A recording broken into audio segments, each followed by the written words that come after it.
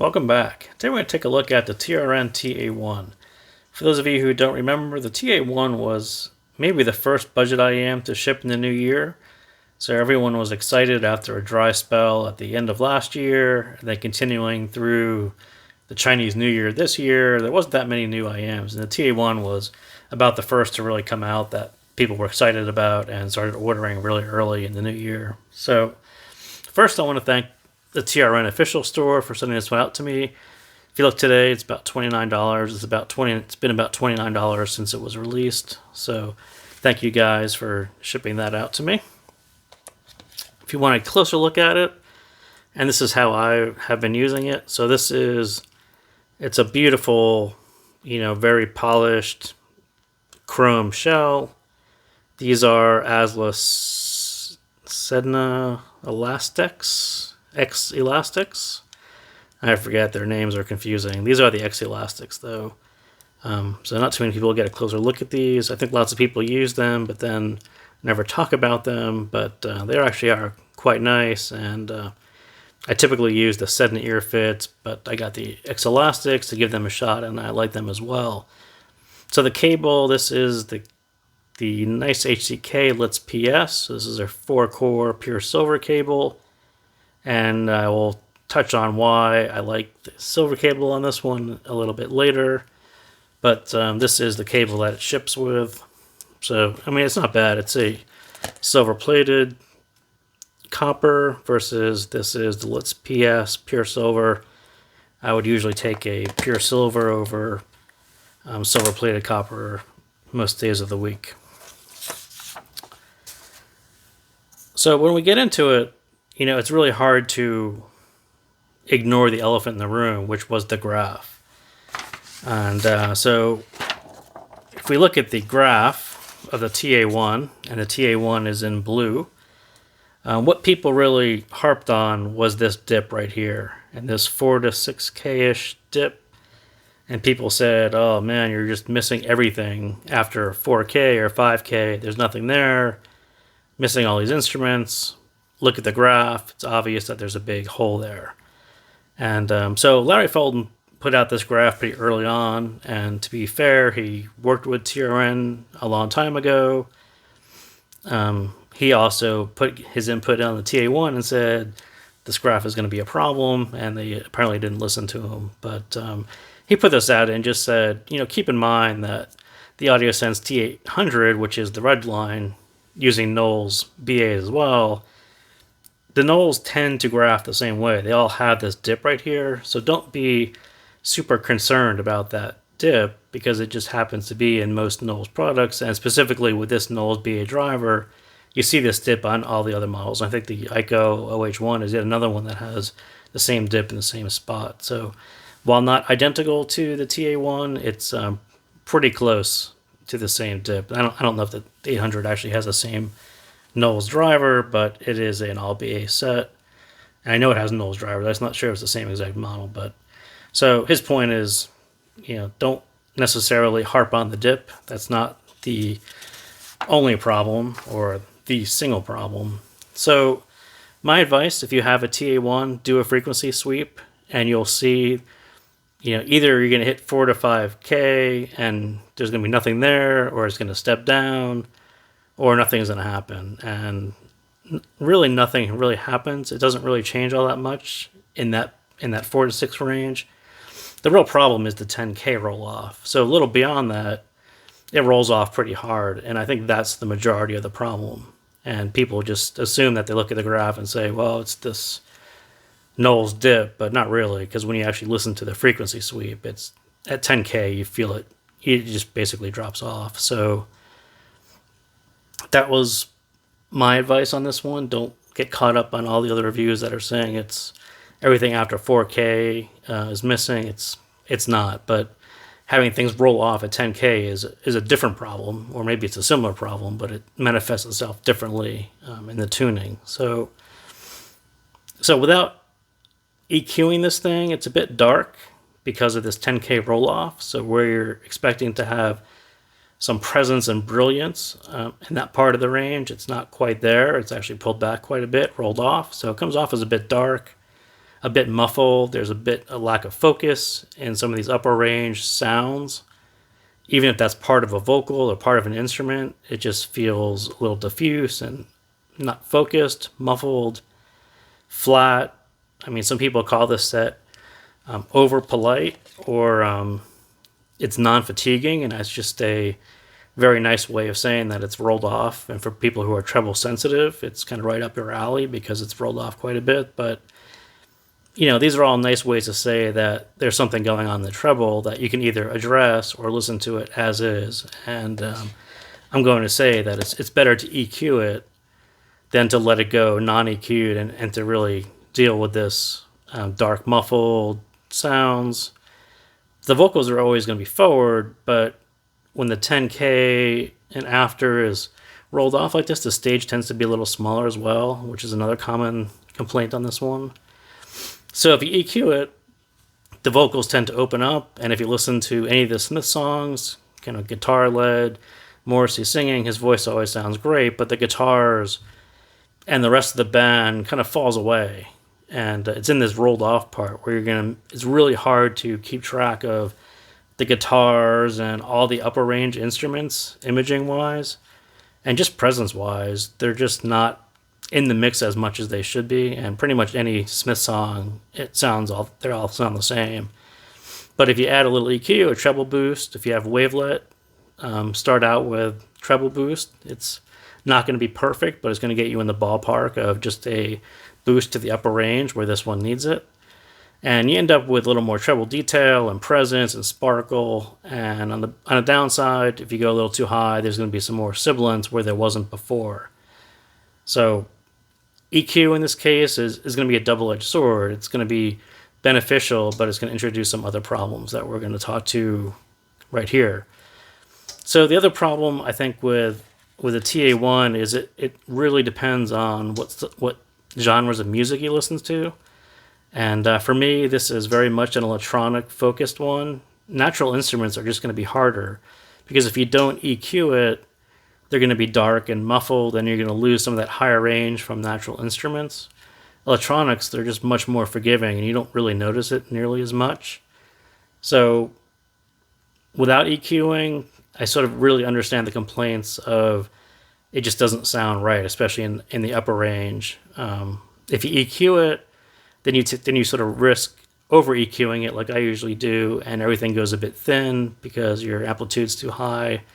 So the guitars get a little too steely, a little too thin, and that's kind of annoying. So electronic music is just way more forgiving to get right, or at least reasonable, as opposed to trying to EQ this to get natural instruments, to get Hotel California to sound just right is actually a little more difficult. So, I would say if you're trying to listen to Hotel California over and over again, maybe the TA1 you're either going to listen to it without EQing it and it's going to be a bit dark, or you're going to spend a lot of time EQing it so the guitars and the drums all sound right. So do take that into consideration.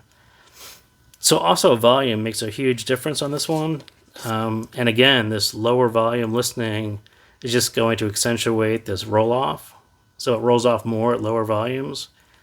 And I noticed there's just not a whole lot of detail at lower volumes. It's just rolled off. So definitely turn it up. Definitely EQ it and turn it up at the same time.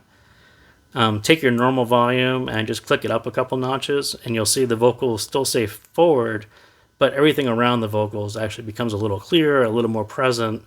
And you really want to get to that point where, especially guitars, aren't lost in the mix. And a lot of that is this combination of EQ and volume. So definitely play with those too, because they make a huge difference. And I wasn't really a fan of listening to this at lower volumes. It's just quite flat. It loses all that fun and musicality that you get at higher volumes and with a little EQ to bump up these higher range sounds. So generally, what does it sound like? It's got a warm V shape, very musical, very engaging and fun. If you don't EQ it, it's going to be a polite long session set. It's not going to bother you either on the bass side or the treble side, because both of them are quite nice to listen to. And what really comes out to me is it's very much vocal focused. The vocals are very forward no matter what you're listening to, no matter whether you EQ or not, no matter how much bass is banging. The vocals are always forward and always in front, very much the center of attention.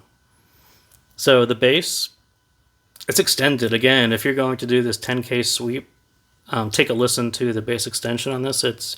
It rumbles at 25 or 30, so I don't think it's really lacking an extension on that side. But when you listen to it, it's quite nice. It's textured and it rumbles a bit, it slams a bit, and the bit is the important part of that. It doesn't go over the top on either one of those. It stays on the polite side. It doesn't hit your ear too hard, doesn't rumble too hard, it doesn't bleed too much into the mids. They really kind of got that balance right of making a fun musical set, but not crushing anything else in the signature. So yeah, kind of a really good job in the bass side. Controlled and non-fatiguing. The decay is really nice. It stays around long enough for bass fans to enjoy it, but not too long to get annoying. Really quite nice. Not too quick at all. Just very much for bass fans. And it always stays well below the vocals. So Shadows of the Day by Linkin Park is just one of these songs that shows off a lot of the good parts and a lot of the bad parts of the TA1. So, it starts off with this electronic bass. And like I said, electronics sound better. This bass that's going on right in the beginning, it's kind of big and kind of deep. It sounds great. And then his vocals over the bass is just where it should be. There's really nice separation between his voice and the bass.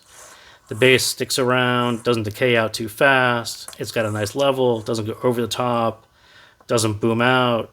You get the idea. It's actually pretty good. But then as the song goes on a little bit and the drums kick in, then you get all these different textures and the drums sound natural. If you didn't EQ it right, you'll pick up on the snare drum. It'll sound a bit thin and maybe metallic, like what happened to me. So do pay attention to the snare drum. But as the guitars come in and the strings come in, you'll notice this drop off on the upper end side where the guitars get lost in the mix and the strings are lost in the mix. And if you're not EQing it, it becomes really hard to follow those instruments in the mix. They just kind of trail off beyond the vocals. And so do EQ it and listen to these little parts, because that's what you're EQing to, are these upper range bits and instruments. And so a song like that, it just happened to hit all the good parts, the great vocals, the deep bass, all that texture on the low end. Everything from the mids down sounds really, really good. And then the upper end is where you're going to EQ and adjust to those songs. So those other parts, especially after the drums kick in and the strings kick in on that song. So you could pretty much review the whole set just on that one song, but we'll persevere. So the mids, like I said, it's very much a vocalist, and you take a song like Rather Be by Jasmine Thompson.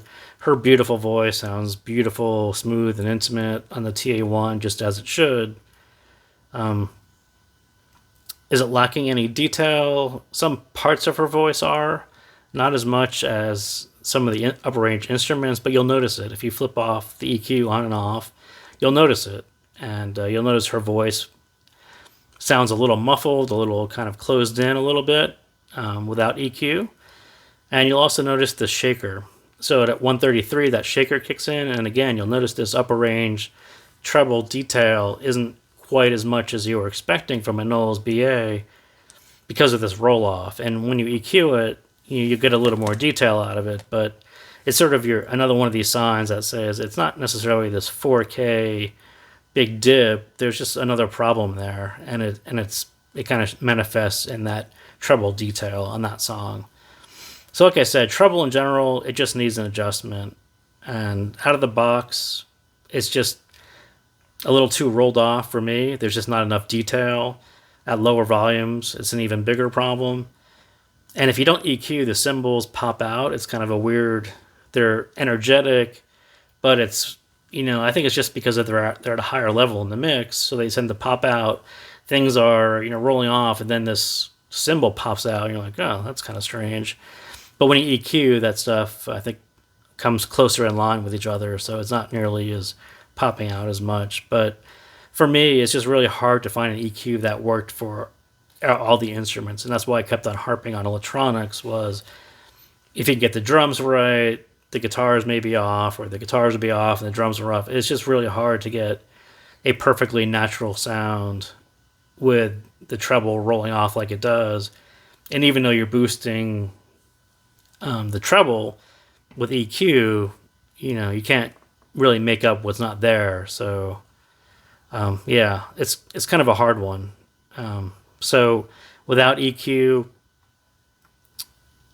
just getting the presence of some of those instruments and that sparkle without going too far, that was my biggest issue with the treble. And again, the Smith song, stop me if you think you've heard this one before. Following those guitars and that imaging without EQ is really hard. They really fall back in the mix, and they become really hard to follow and locate. Yeah, and essentially, because they're falling back in the mix, they all kind of smear together, and you're really losing all that imaging. So yeah, so staging, it's kind of a mix of problems too. So at lower volumes without EQ, you get this in the ear presentation where you think that it sounds a little cramped and a little small, but when you turn the volume up a little bit to hear all the sounds at the outer edges, it sounds a little better, and when you EQ it, it sounds even better. So you end up with this weird mix of some songs sound really good, some sound just in your ears, and the vocals are just sitting in front of a bunch of instruments, and it's really hard to follow staging wise. So I understood a lot of those complaints, and I will say that give it a little volume, give it some EQ, and it sounds a little better. It needs a bit of height, it needs some more space, no matter what you do. The imaging, sometimes, especially on older music, it just falls in right behind the vocals, and it's just harder to follow. And then you pick like a modern song like Haley Williams Simmer, this part at 150, you actually get a bunch of depth too, because it's her voice is kind of back here, the drums are kind of off to your sides or a little closer. You get this really nice sense of depth that you get on normal sets as you're expecting, that had no complaints about, all being closed in between your ears. So sometimes it sounds great staging wise, sometimes not as much. And so yeah, I understood those complaints. And you do your best to mitigate the problems that exist and get the best experience from it. So that's what I try to do. And so if you get your hands on it, do try some of these things. Try tips with wider bores.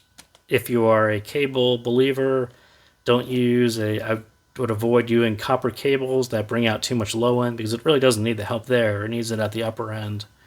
So that's why I ended up using silver, because it ends up with a nice mid emphasis.